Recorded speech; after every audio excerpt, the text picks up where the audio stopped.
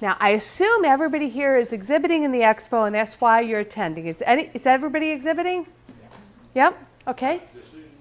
A decision not made yet? He's on the fence. All right, we'll ask you at the end. We'll ask you at the end.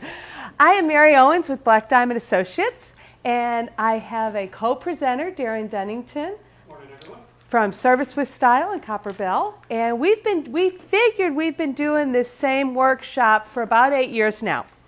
And we're going to have a lot of fun, and we're going to be very interactive. Why is it important for you to be participative when we talk about different things?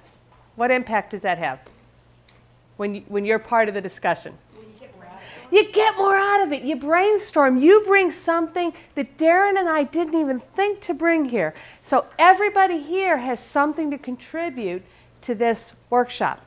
We're going to share 9 areas of success, successful habits of exhibitors. And it's back to, it's great to exhibit and get exposure for your company, but what do you really want? What do you really want when you go to the expo? Business. You want business! Absolutely! Because if you don't get business, it's an expense. If you get business, it's an investment. And we want your investment in the expo to be the best investment you've made this year.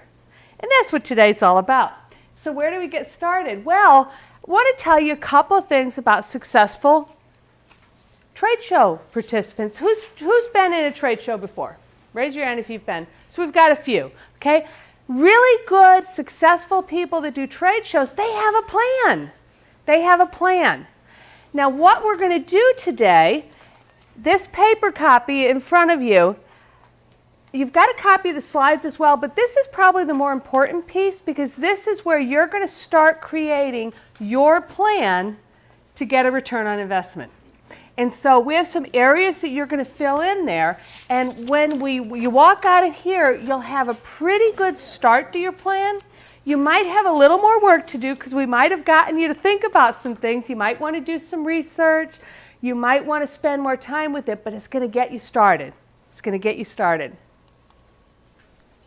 Successful exhibitors know how to promote themselves. What's key to knowing how to promote yourself? Any idea? Yeah? Knowing yourself, knowing your product. Knowing yourself, knowing your products, knowing your business, knowing who you want to try to attract, right? Really thinking through. So we're going to start thinking about those things. We're going to really work on how we're going to promote ourselves, what we're going to promote, and how we're going to accomplish all that. Okay, who knows what an elevator speech is? We use them in networking all the time, right? What do we usually say? An elevator speech is 30 seconds, right? Why does this slide say 15? We're not on an elevator. We're not in an elevator. We're on a trade show, and there's a lot of other people there and a lot of activity. We don't have 30 seconds. We've got to get their attention a little quicker. And we're going to share some ideas and some thoughts because now a lot more than just your words goes into your elevator pitch. Darren's going to talk about the things that don't talk that are going on around you. Your display, your booth, everything that makes up your elevator pitch is more than your words. I'm going to help you with your words. So we're going to go back and forth, but you really need to think about it. You really do have 15 seconds or less to get their attention, to get them to draw in. Okay, is everybody at the show a prospect? No. No. No.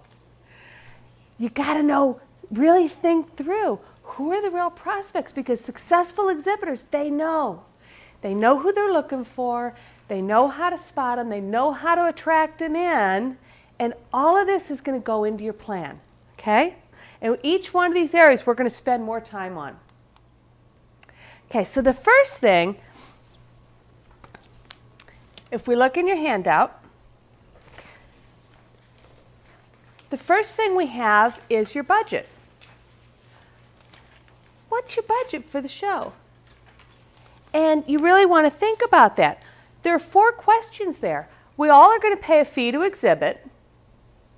right? Well, you actually might be, were you one of the free booths? Yes. Okay. Our restaurants, they actually have a huge investment because they're providing food that gets them a free booth. So they actually pay more than you do in the giveaways that they do. But it's a great way to showcase their restaurant.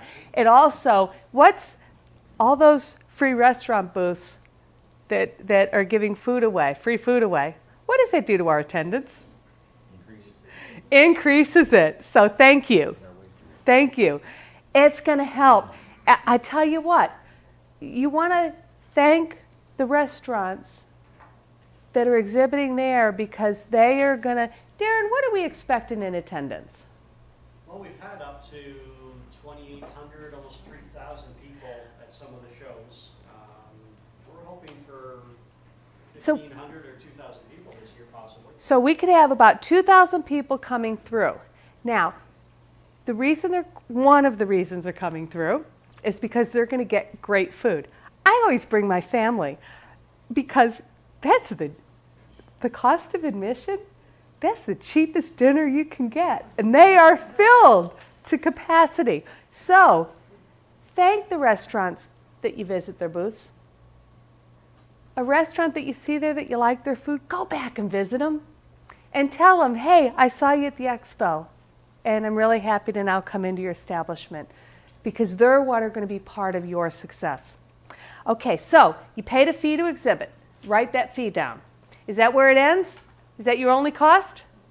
No. You might have promotional items, right? We're going to talk about that later, but do you have a budget for it?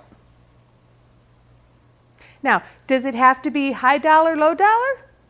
Well, you might, and we're going to talk more about this, you might want to have some promotional items for everybody that comes through. You really want to go cheap? Candy. You want to go low cost but personalized? Candy with your logo on it. Mints wrapped in your logo. So there's a lot of creative ways. You might want to have something, as we'll talk more about this later, you might want to have some premium items. What's a premium item? An iPad is, yes. Okay, but you got a budget for it, right? So write in, and now if you don't know, just put a question mark by there. But between now and a couple of weeks before the show, you ought to know what those dollar numbers are. You might want to do some research. You might want to think it through, talk to some people. How about your display? Do you have a display? I saw Paul and Maggie at the Health Expo. They have a beautiful display, but that was an investment. They got some beautiful banners that really speak to their company, the big tall ones. They had balloons, everything matched their logo. Maggie even had call to action bling on her shirt. That's all an investment. It's one that you'll get a return on, but think it through. Now, does it have to be a big investment? No. Not really, but one of the things we did was we had our company banner, we paid for that, we bought that. Right. But the one for one of the companies that we partner with, we have a friend who had that banner. We went to the friend and borrowed the banner. Excellent. So we didn't have to pay for two banners, but now we may invest in one of those later, but just a suggestion. Excellent. Excellent. Yeah. I'll share with you, now I've been in business 10 years, and I forgot to recognize, Darren, what day? Wednesday? Wednesday has been in business 15 years. How awesome is that?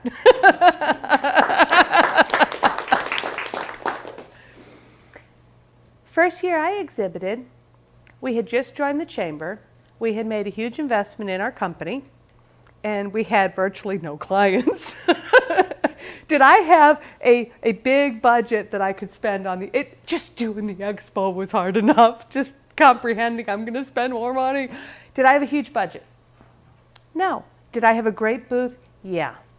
But it takes really thinking it through. We had a very low cost booth in terms of our budget. But it worked and it got attention and it got clients. Okay, so really think through what your budget is. Again, write numbers in. If you can't write numbers in, write question marks in. because that means you need to do more research. Okay, the next thing, goals. Why should you have show goals? So you can discover your results. So I know if I'm on target. If I have goals, will I be more likely to achieve them? Yeah. I will have thought through. And so the next section in your show plan that you're creating are some questions around goals. Now, we ultimately said we want business, right? To get business, how much business do I want to get? And I want you to think about these in reverse order. Answer the third question first. What are the number of clients that I want to get as a result of the expo? And I want you to put a number in there. And even if you change it later, write a number down. How many clients I want to get. Now, given your investment and depending on the price of your services, the profitability of your services or the dollar amount of your services, that might be I need a whole bunch or it might be I need one. Good one. So think through and write a number down. How many clients do you want to get? Now, related to that, how many orders do you want to get? So if I'm a business that has, say, a monthly services or monthly purchases, I might want to get X clients that work with me for 12 months, commitment. So think it through in terms of number of clients and number of orders and write a number down. Even if you change it later, make yourself write a number down. Okay? Now, do you know what your close ratio is? Do you know what I mean by close ratio? Okay? So close ratio is out of the the prospects that I meet, how many are actually going to do business with me? Now, you might say, I'm not sure. And that's okay if you're not, especially if you're a newer business. You might say, if I get the right people in front of me, I have a 50% close ratio. In that example, if I want to get 10 clients and I have a 50% close ratio, how many prospects do I need? I need 20. I need 20. So think about it with your business. To get that many clients that you want or that many orders that you want, how many prospects do you need to get? This one's a little harder, isn't it? Yeah, a little bit harder. If you're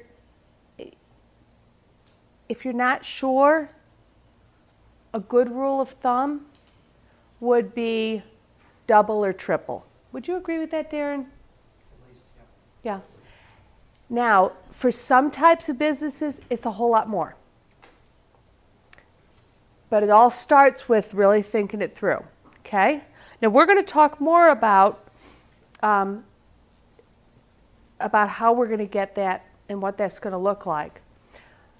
Are there any other goals you should have for the show? Anybody else can think of another area where they should have goals for the show? Yeah, Paul. Well, with the business that we're in, the person that we speak to at the show may not be a client. They may not be a prospect. However, they may know someone Excellent. to be a prospect. Excellent. Referral sources. Referral source. Excellent. So, one of those other spots, write referral sources. Frankly, when I go to a show, that is every bit and maybe more important than the clients I get. So, how many referral sources do you want to get? Could that number be larger or smaller than the other number? Either. It actually could. It could be either. It could be either. So you can write a question mark here if you want, but I challenge you to at least think about, even if you change the number later, try to get yourself to write a number down. I know this one's a little harder. But try to get yourself to write a number. Now, how many good referral? Oh, wait, is there a difference? Good referral sources, referral sources. What's the difference? What's a Why waste they're of time?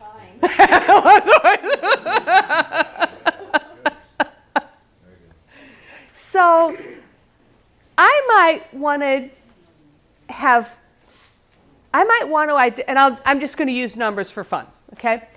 I might want to come out of the show with 10 potential referral sources with the specific goal of developing 3 good referral sources. That would be huge for my business. How about you? So really think that through and try to get yourself to put a number. How many really good referral sources would you like to get?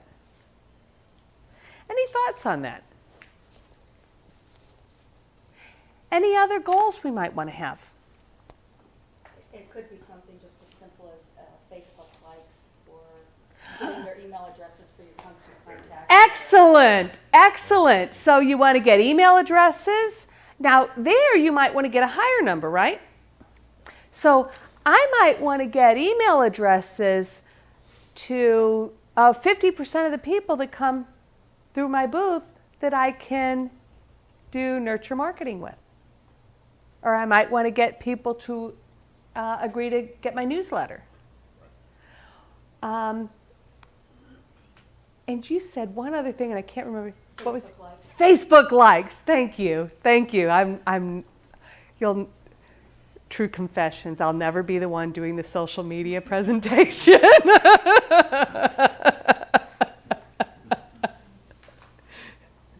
Paul's husband Maggie could. She's very good. She's very good. Facebook likes. Now, again, if you have a goal for what would be somebody who's better at social media than me, what would be a good goal for number of likes, Facebook likes, for your site out of a show like this? What do you think? Thousands and thousands. Thousands and thousands. Thousands and thousands would be good, although that would just scare me to all end. Probably about half of the people that stop by your booth. Oh my gosh, if half the people did, maybe it is possible. Maybe it is possible. Now, Well, you have to ask yourself, what's your purpose in getting this many likes right? and why? And the answer to that is the more you get on Facebook and or LinkedIn, whatever it might happen Right. to be, the closer you come to the top on Google. Absolutely. So there's huge business value to it. There absolutely is.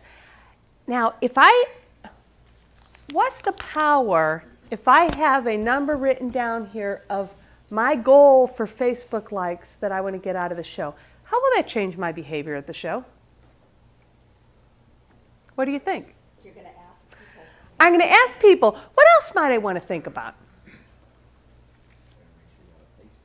Well, I need a Facebook, yes.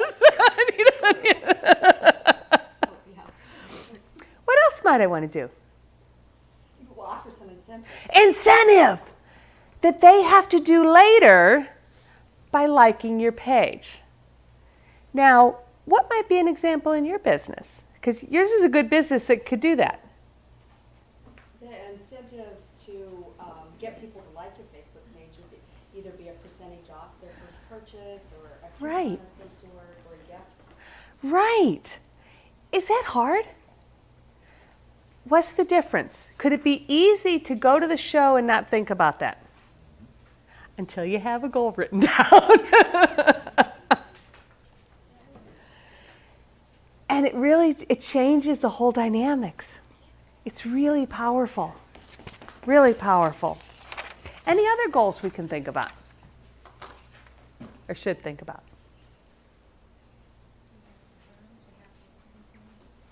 Okay, those are great. Those are great. Giveaways. What's the purpose of a giveaway? So they can take it home and remember you. Take it home and they remember you. Remember you. Might want to be something memorable, huh? Might be a pen. Might be something unique. It might be something useful. A pen is really useful. Sticky notes. I'm the queen of sticky notes. You have those too. And now it's going to sit on my desk. And when I use that sticky note, whether I consciously or subconsciously, what do? What do I get? Get reminded. I get reminded. I get reminded. I have Knowledge Point sticky notes right now on mine. Knowledge Points is a great tutoring company. Do I think every day about tutoring? No, but when I use a sticky note, I think about Rod Burkhart and what an amazing guy he is and how he helped my daughter. Powerful, isn't it? Now, does it have to be, do you have to have a giveaway? It's good to. Now, it could be, again, if your budget is tight. Okay, true confessions again. My first year, guess what my giveaway was? Candy. It was cheap. After that, I had different giveaways. So do whatever's right for your business and do what's right for you. That's the key. But the point is, it's an opportunity. If the show has 2,000 people and 1,500 come through your booth, if you could give something to 1,500 people that they might remember you, is there a value to your business? Yes. Oh, yeah. Oh, yeah. Now, how about premium items? What's a premium item? You said one. iPad. An iPad. I'm going to come to your booth.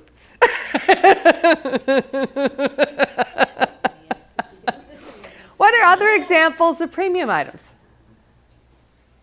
Cash giveaway. Cash giveaway. Could be, a folder, something. Portfolio. That is costs more money. It costs more money, but it's more memorable. Now, who do you want to get your premium item? Premium. Who do you want to get? A real prospect is probably going to sign or signs with you that day. Absolutely. So now think about what are the conditions you want to do your premium item. Do you want it to just be people that commit, people that schedule an appointment? That puts you in the premium item, but everybody gets the pens? And I love the grocery bags. Thank you for bringing them. I'm a shopper. When I go to the grocery store, I love those things. Those are awesome. That's a great giveaway. And that's a very affordable giveaway. So think through what's your premium item. Now, who here is in the services business? Services, business services. Okay, so a few of us are. Okay. Service industry, it might be something related to your services. Now, my first year, again, I had no money, no clients. What a great display. What a great day, a display that worked, that fit my budget. What did I really want? I wanted people that wanted to use my coaching services. So frankly, my premium giveaway was me, was 2 coaching sessions. Okay, had a fishbowl. Now, does not everybody, 10 years ago, a lot of people didn't know what coaching was, and I was new, so they didn't necessarily know me, so they may or may not want my coaching. So my premium item was free coaching or a book. It was a good book on leadership and on growing your business. Most business owners want to grow their business, right? So as I'm attracting people saying, well, if you want to put in for our drawing, put your card in the fishbowl, you can get 2 coaching sessions or this great book. What happened? They put cards in.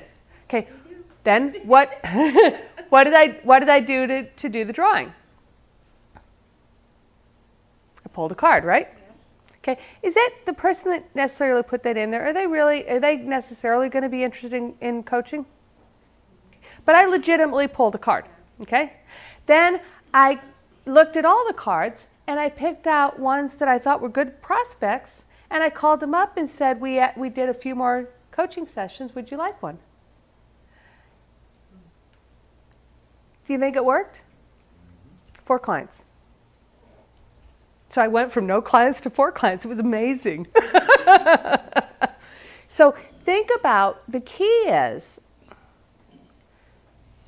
your premium item, you want it to go to real prospects. So what can you offer that is going to get the right cards in there that they're really going to be potential prospects? Does that make sense? My name is Darren Denington.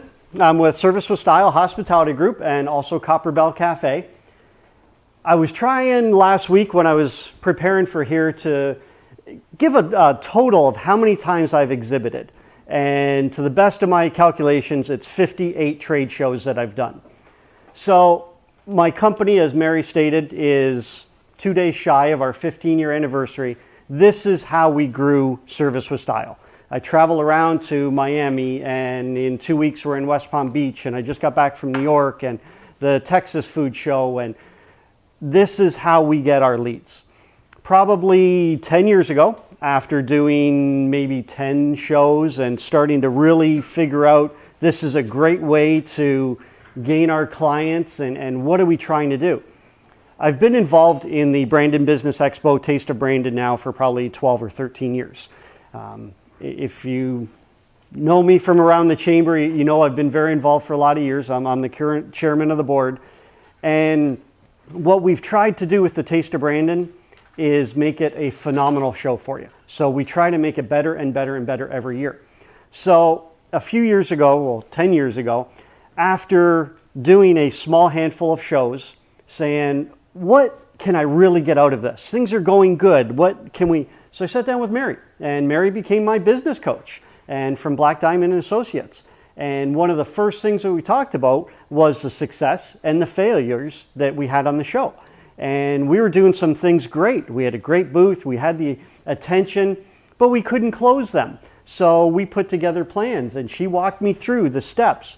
And I sat with her for hours and hours and hours, and we calculated how many goals we needed. And during the time, Service with Style is a secret shopping company. So we rated our success from the shows on how many clients and then how many shops we would do.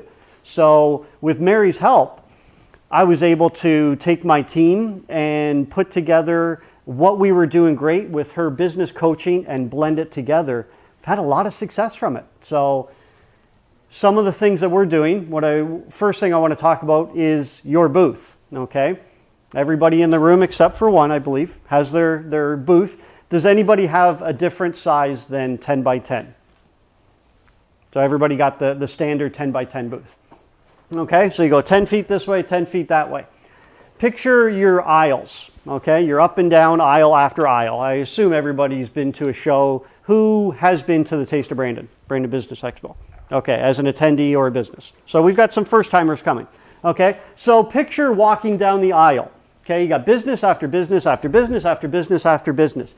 You've got roughly 1.5 seconds to catch their interest. Okay, you're standing here and you've got now 30 businesses in your next 200 steps. You're walking this way and you look, and now you're already basically past that booth, and now your attention has turned to the other side for 1.5 seconds. It's a very short window to let them understand what you do. Your display has to be perfect. You have to know instantly what they are selling, what type of business. If you're looking for 1.5 seconds and you can't understand what the product is, you turn right over here.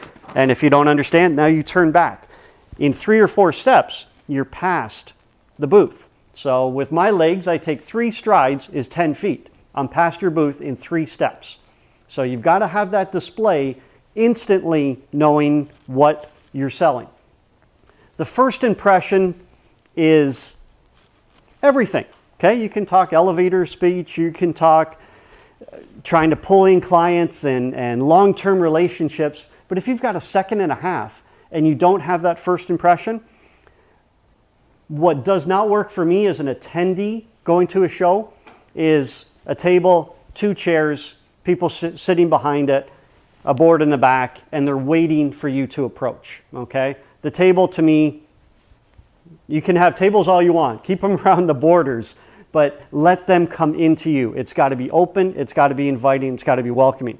People standing in front of their booth with their arms crossed.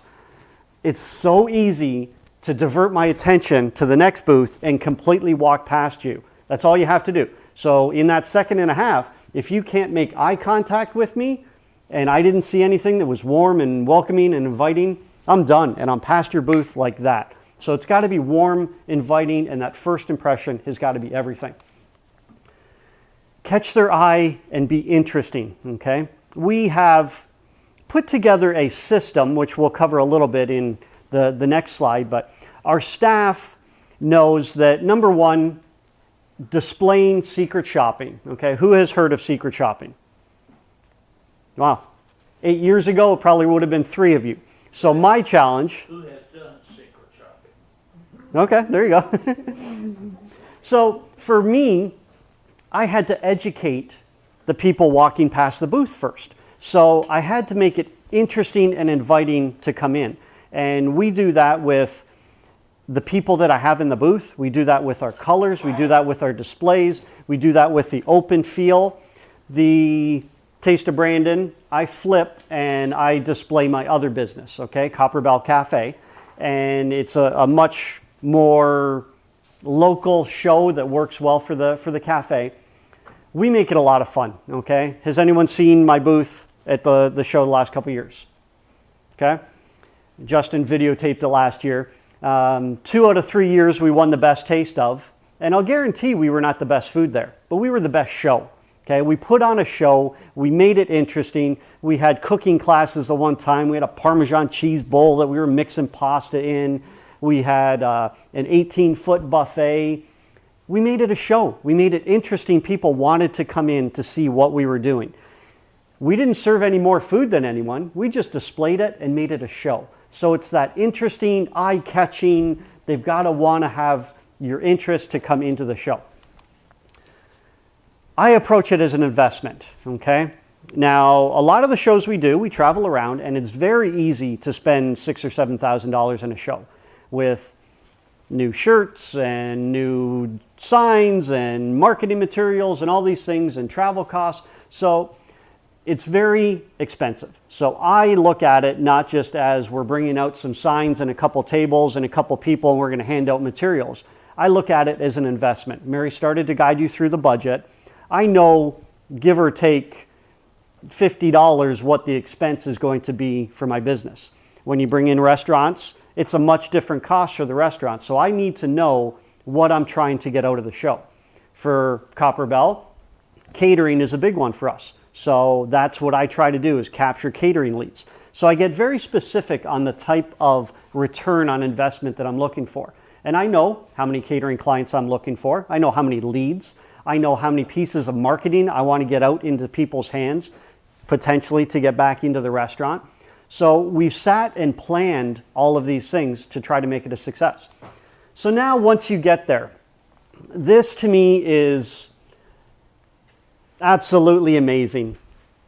What we have seen over the years on how people set up and run their booths, okay? This is your business that you're bringing to a show to showcase to possibly 1,500, 2,000 people. We don't know how many are going to be there yet. You bring your entire business to showcase it, okay? What time does the show start? Taste of Brandon. 3:30. Okay? What time should you be set up ready to go to invite the first person into your booth? 2:30. That's a great answer. I cannot tell you how many times we have closed the big back doors, which is your receiving docks, so that the room can cool down. And we usually close those 1:30, somewhere in that range. And I'll go around and count how many booths are not there. And we've had up to 85 booths that are not there physically, nobody on property, at 1:30, 2 o'clock. It seems like every second or third year it pours rain. And it. People are going to show at the Brandon Expo. Do we know this time? No, we don't. No. The last month or so is when everybody always books. So we've got we've had up to 227 booths is the absolute maximum capacity. We should have never done 227, but we did. And I think we're looking at hopefully around 170, somewhere in there. So, but it always seems to pour rain after the doors are closed, and everyone that was there early and nice and relaxed and they're setting up, And then the people that get there are frantic and late and racing around. And then you start to walk the show at 3:30 and 3:45. And they're back here setting something up and getting their materials. And one after another, potential clients are walking by. So you've got to be productive with your time. And to me, it starts with setting up early.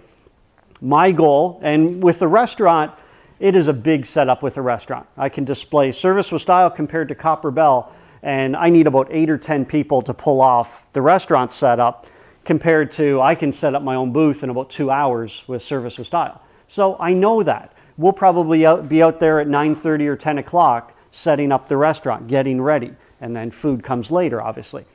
But we have that planned. We will be scheduled. It's not just, oh, I got to get out there at some point today. Back it up. You want to open the show at 3:30. You want to be ready, set to go at 2:30. It's going to take you 2.5 hours to set it up. It's going to take you half an hour to drive there. You don't know exactly where you're going. Allow the time. So part of your plan is your setup. Staff for success. You have a 10 by 10, I suggest a 10 by 20 booth. Copper Bell will probably take a 10 by 30 booth this year. We like the room to spread out and showcase. Here's why Service with Style takes a 10 by 20 booth, okay? We never felt like we could get our 2-second pitch to somebody and get them interested enough. So with Mary's help, talking through what can we do? So we always found that we got the flyer in their hand, they were a little interested, now they're walking and they open it up and that light went off. Now I know what you do. You're already 15 feet past my booth. Not a lot of people turn around. So we went to a 2-hit approach to where we started off with a simple question and get the flyer. And now they're still in our booth space and the second person now pulls them in when that light switch went off. So that extra cost of going to a 10 by 20 booth was massive. As soon as we did that, it was huge. Now we can also do a corner booth, which works very well for us. So one person hits them here and they're coming around the corner and the second one hits them. So the secret shopping through educating the attendees needed that 2-phase approach. So just some of those things. Now with the staff, how many people do you think you should have in your booth? Minimum of 4, out of which at least one should be a runner. Okay. Who else? Okay. All I suggest is that you figure out what works for your business, okay? For my personal, 3. I don't allow more than 3 in my booth. And what we do is we work a 1, 2, 3 pivot point. Okay, we always have someone right up front standing on that edge, never arms crossed, always something in their hand, biggest smile in the world, waiting. And we profile people of who we feel is coming in to potentially use our services. So they're standing, and as soon as they engage in a conversation, number 2 steps up, and now I've got a front person. Okay, so now they're engaging. Number 3 is always in the back for 2 purposes for our business. Number 1, we get a lot of people that are interested to work for us, to be secret shoppers. We throw them right off to them. Sorry, we'd love for you to work for us. We don't have time right now. Talk to number 3. We don't say number 3.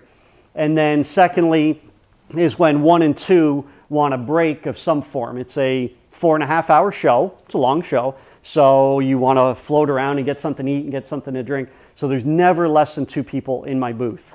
That's how we've worked it. And we're always in position 1, 2, 3. And when we're there, we know, okay, 1 is standing. There's your spot. And we know where 2 is ready to jump in.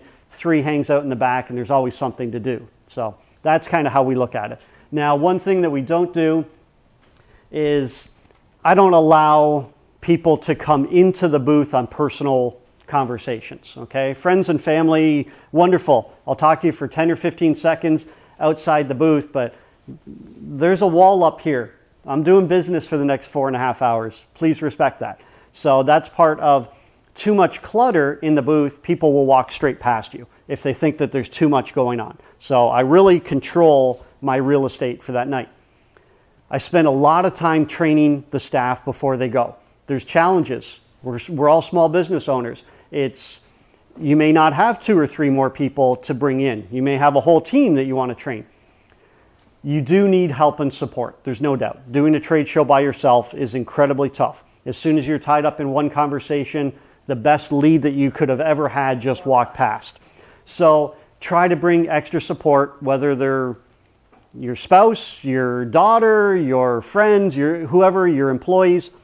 Sit down with them and train them on what you're trying to do, okay?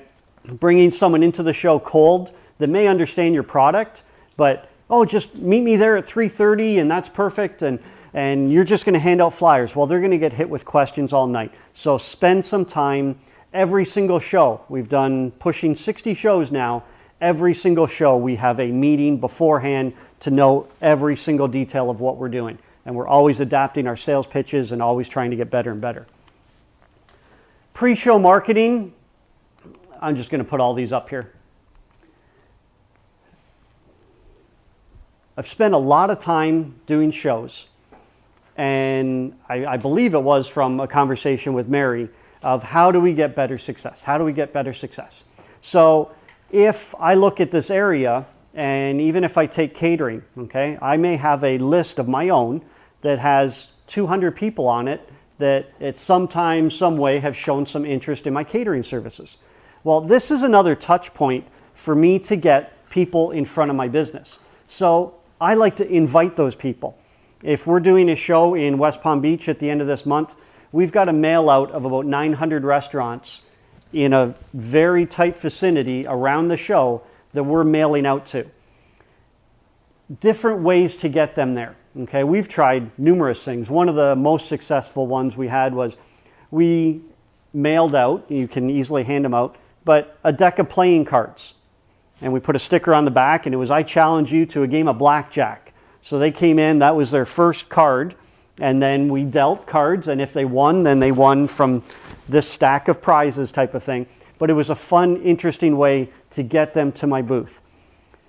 Struggles every day with trying to close clients, okay? I know, Terry, you probably have 50 leads on your plate, and if you could sit down with them for an extra half an hour and work with them and close them, that'd be great. This is an opportunity to have one more touch point with people you're already working with. So don't just look at this as new potential business. Look at this as a way to showcase to your potential leads already.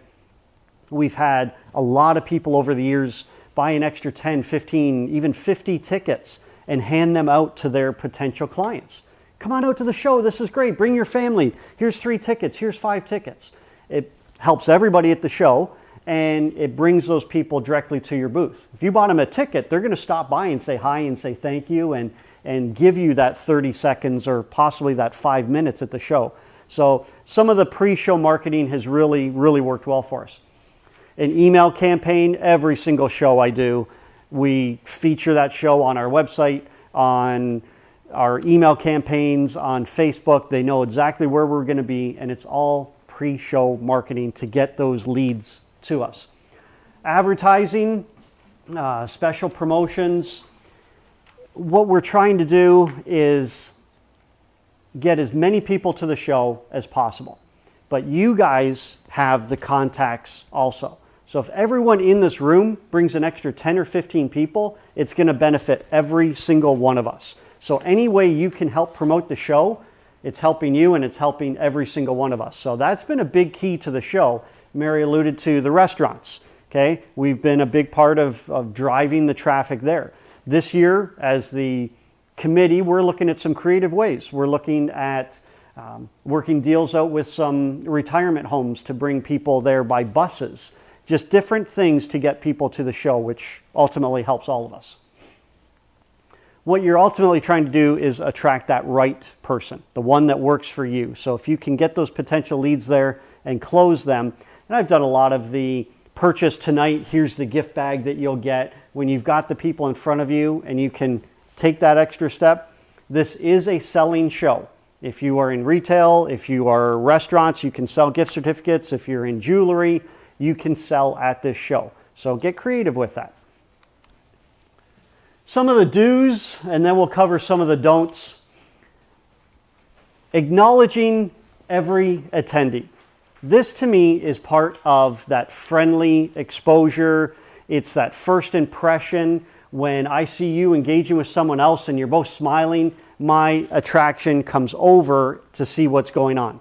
So you're on stage. Every single person that is walking up and down is looking at you. So acknowledge every single one. Great eye contact. You never know who's going to come into the booth. Smart questions. What I've found is over the years, you can get into a conversation and you think you've got a new client. You're so close. This is great. This is why I came. And then for me, I find out that they're the assistant kitchen manager that just got promoted 2 days ago and has about 9 people above them. And I just talked to him for 20 minutes and who knows who else walked past my booth. So some smart questions, because you only have the 4.5 hours, can really dive you in to know who you're talking to.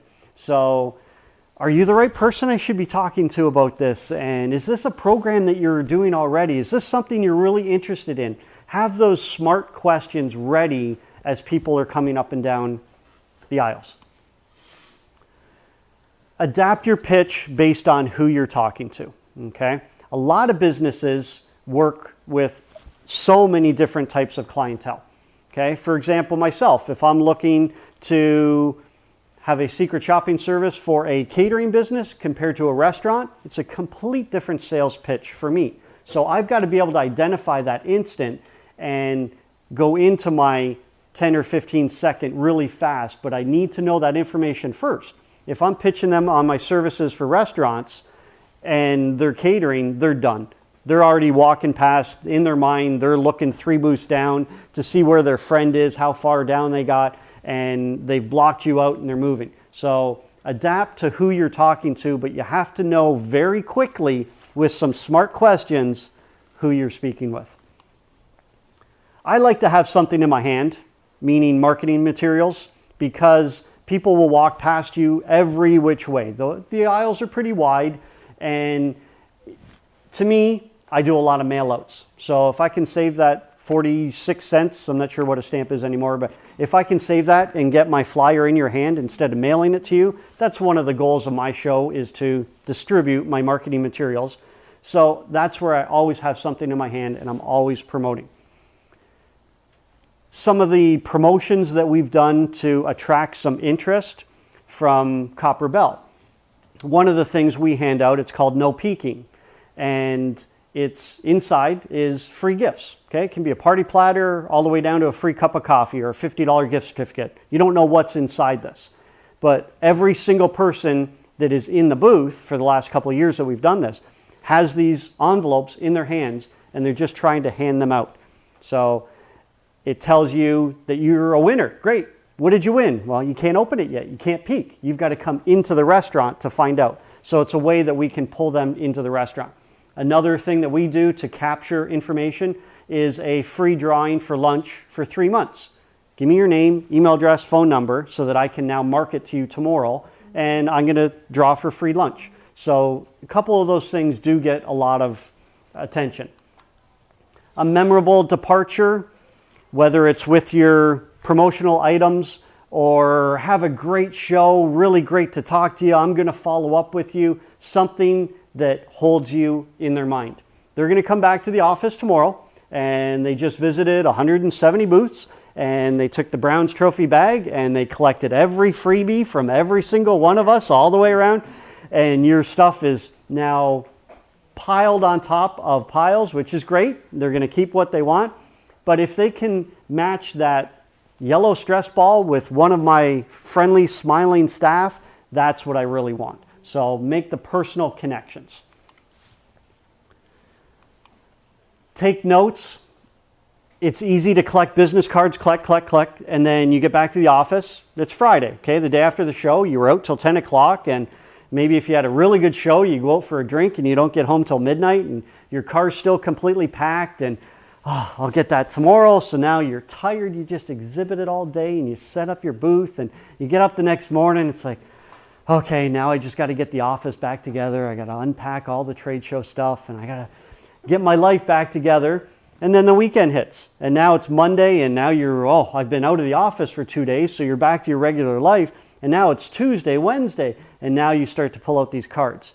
And we've taken it to, we stapled the card to a piece of paper, and we've got about 12 questions, and a lot of them are just, we're circling these questions as we're going through, trying to get as much information as we can, because I'm not a cold caller. It's not a skill that I have, it's not something that I love, but when you come back from shows, you've got to make these calls. It's part of the follow-up.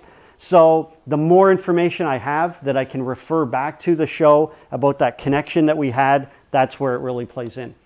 So some of the don'ts, I don't bother collecting every card, because when I come back and I've got 220 cards, I can't follow up with 220 people. I want the 50 that are important and potential clients for me. I never make them wait. Okay, that's where you have to staff the proper amount. They're not going to stand for 3 or 4 minutes waiting to talk to you in your booth. They're gone. There's too much to attract their attention. Personal conversations are outside the booth. It's all business all the time inside my booth. It's such a short window for such a high price that we're paying. I've got to utilize that time. Sit down. The only time I've ever had a chair in my booth is when my wife was pregnant and she was helping me out. It's just one that we are up and moving, and most of the shows we do are 9 or 10 hours, so they are long days. And no chairs. That's just my personal, and it's really worked. That I get thrown off by people that are sitting down. Now, we have added a meeting table. So when I do my 10 by 20, oh, you're really interested? Come on, let me show you. So we have a meeting table, which helps for now. I get you to sit down. Now I've got you for 5 minutes instead of 15 seconds. Wasting time, it's just so short of a show. You've got to go straight to it, be ready at 3:30, go right until 8 o'clock. I can't tell you how many times we love watching this. Booths will start packing up early, and they figure because everything's slowed down. Do you know how many clients I've gotten in the last 20 minutes of a show? How many great clients? And sometimes they're not there, but a lot of times we get them, and that last 20 minutes is pretty important. Interrupting conversations, you got to be professional. We're going to quickly pass it back to Mary. We've just got a few seconds to get interest, but we need to think about what it is we want. So the question is, why do people buy from you? Why do people buy from you? Right? Is it because they want your product? They want your services? They want a feature you offer? What are the reasons they buy from you? They want a function? No. People buy from you because they like you. You're selling you. You're selling you, but even liking you is important. It's not enough. What they want answers. They want benefit. They want opportunity. They want a result. They want solutions. Paul, your health coaching services. Why do people buy it? They want a result. They want a result. They want to feel great and have more energy and be 2 sizes smaller. Who doesn't want that? And actually, we expanded to a bigger one. Because even though 2 sizes smaller, that's great. How are you going to remain 2 sizes smaller? Oh, very good. They want a long-term result. My bride, how are you going to be able to play bouncy ball with the grandkids if you don't learn how to keep it off? Right. There's a further...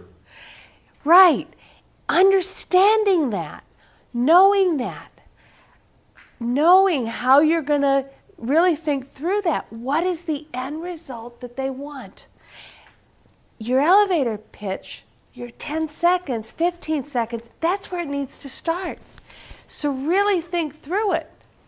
Also, think through now, do we offer more than one product or service? Most of us do, right? Well, Teresa's a great example. Trophies, ribbons, corporate awards, promotional items. Is Teresa going to go to the show and focus on all those things? Or is she going to focus in one area or 2 areas? Again, thinking through it.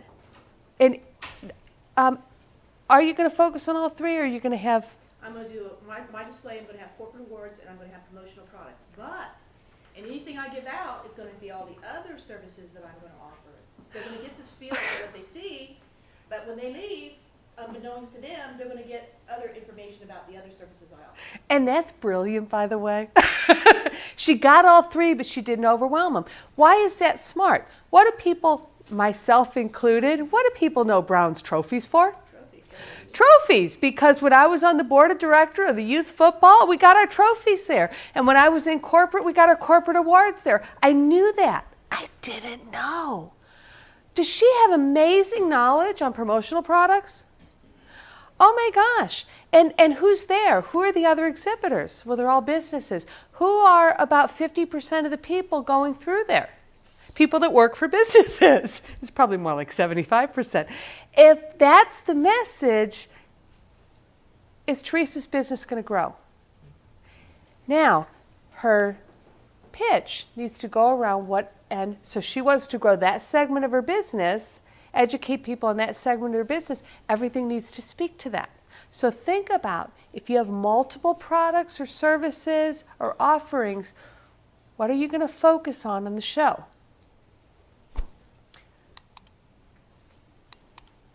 So you need to know why clients buy from you. And there's a spot, and this is the homework part. You're going to write in there, why do people buy? And think about those comments we made, okay? What value do you bring? What value do they get when they do business with you? And really the next question, what makes you different? Does anybody not have competition here? Right? We all have competition. Some more so than others. You guys are in a real competitive arena. What makes you different? What's the value? What value does it bring? What makes you different? That's what it needs to speak to. You got to explain, and this is a mistake people make. We all go to networking functions, and what do? They want to tell you what they do, right? Right? Okay. So what? Do they care necessarily what we do unless we tell them what's in it for them? So when Maggie and Paul do their elevator pitch, it starts with lifelong changes that allow you to play with the grandchildren. I just made that up, but many times it's something like that. It's what's in it for them first, right? Yeah. Then we're health and wellness coaches. How's that different than we're health and wellness coaches? My name's Paul, we're health and wellness coaches. How's it different? You snagged them in. You snagged them in. Or a lot of times we'll lead with a question. Yeah. Do you have what? Yeah. Of course, it depends on the audience. Yeah. And they'll say, yeah. Right, and in a networking function, that is a great arena. Now here you don't have as much time, so yeah, you have to, if it's a question, it's got to be one you can really contain. Yeah, but that's great, especially in bigger networking functions or people you're seeing multiple times.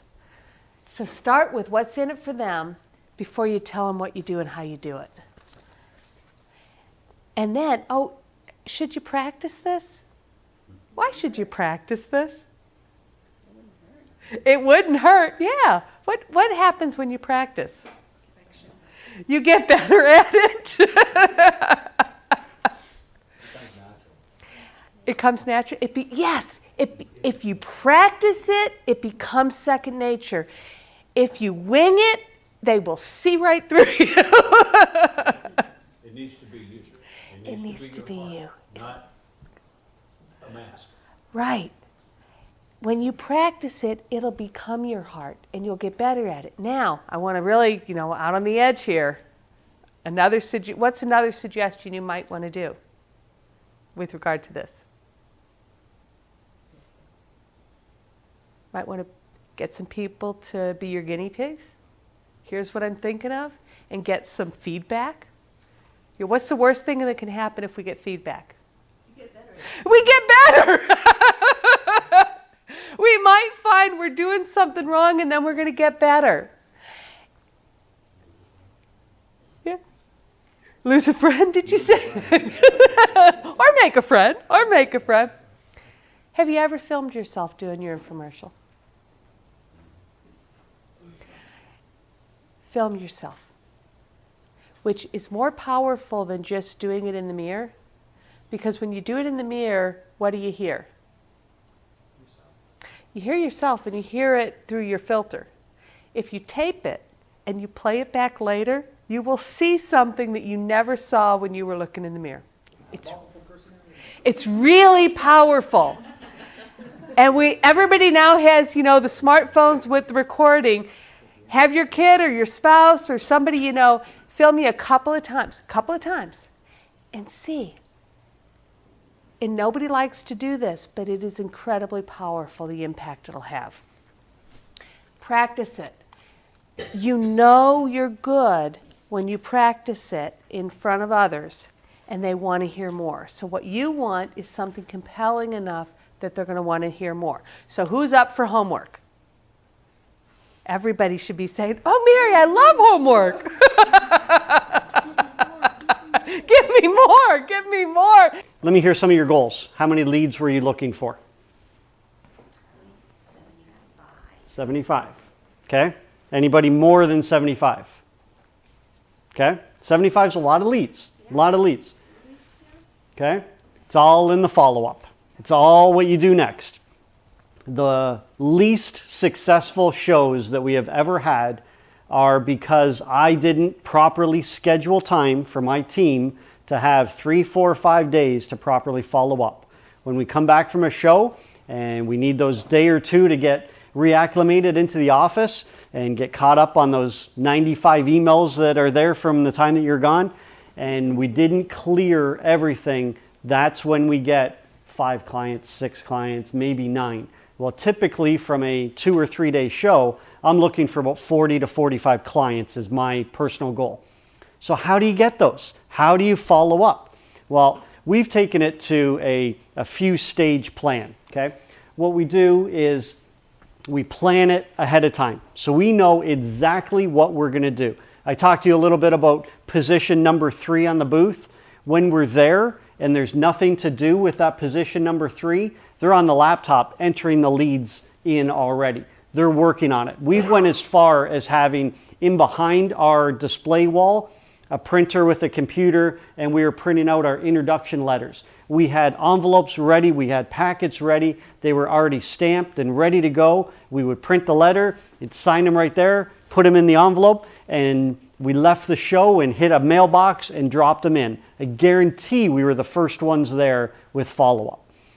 That's a little extreme, but those are some of the steps that I've taken personally to make sure that we're the first follow-up. The biggest thing we do is I clear a couple of people to do nothing but follow-up, okay? Typically, we hit them with phone calls, emails, and mail-outs. So we go a 3-step program. What we're trying to do is be the first, but it's a 3 touch point plan based on how we qualify our leads. So when I'm at the show, when I'm writing down on the back of the card, every single one gets a 1, 2, or 3. Number 1 is an absolute hot lead. I'm hoping to close them tonight, but the circumstances may not be perfect. They are ready. They're my number 1s. Number 2s to me are ones that approached my booth and said, "I've been looking for you. I have an interest," and they've shown some interest. Number 3s are the ones that you really have to work on. You've got to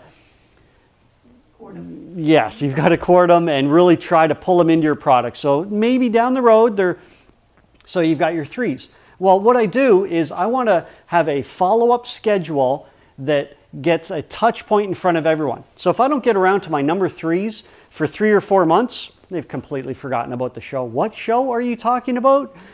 No interest at all. Now it's an absolute complete cold call that you've got to start from scratch.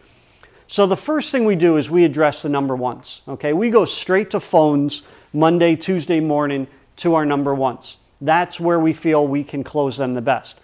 If we can't, then we follow up with our emails and our newsletters or our mailouts. The number 2s, we have to focus on 1s right away. So I don't have 12 staff that I can say drop everything you're doing, call these 75 leads, because it will take 12 people a better part of a week to start to get people on the phone. So for our number 2s, instantly we get something out in the mail so that they get something quick. It gives them that extra impression of how much we professional we are and how much we care. So they've got something, because I don't have the resources to call them right away. But now they've got something in their hand, we've touched them, and then maybe Friday or the next Tuesday, we finally get through all of our call sheet and we've touched them again.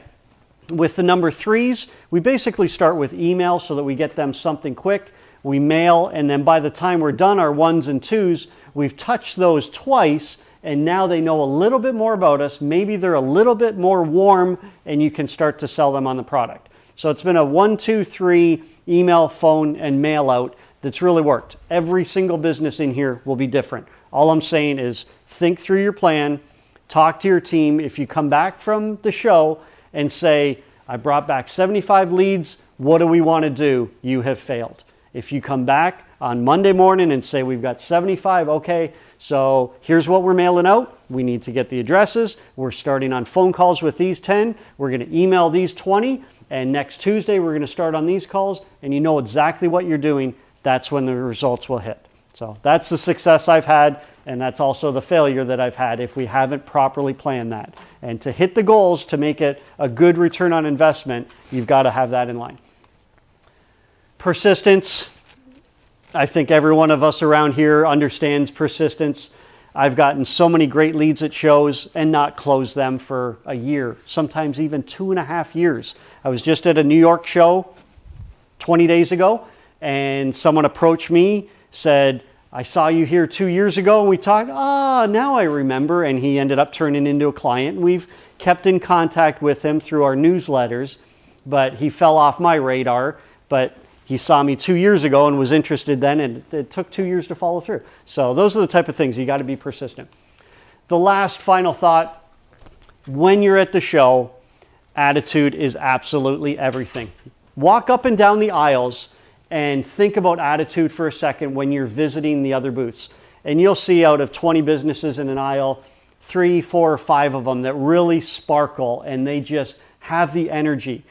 Justin filmed a fantastic video of the Taste of Brandon last year, and the energy level, you can just feel it and sense it all the way through the building, and that's what people are attracted to at the shows. So you've got to make sure you've got your A game on, you're standing up front, you're not crossing your arms, you're up, you're ready to go. Hey, having a great show, good to see you. Here's a flyer. Hey, can I talk to you for a minute? Yeah, and show that energy. Same thing I teach my servers is that you're on stage that whole time. So every single person walking past your booth is looking at you, looking at what you're doing. Have your booth ready, have your people ready, and maximize those 3.5, 4.5 hours of time. So, any questions? Well, that was easy.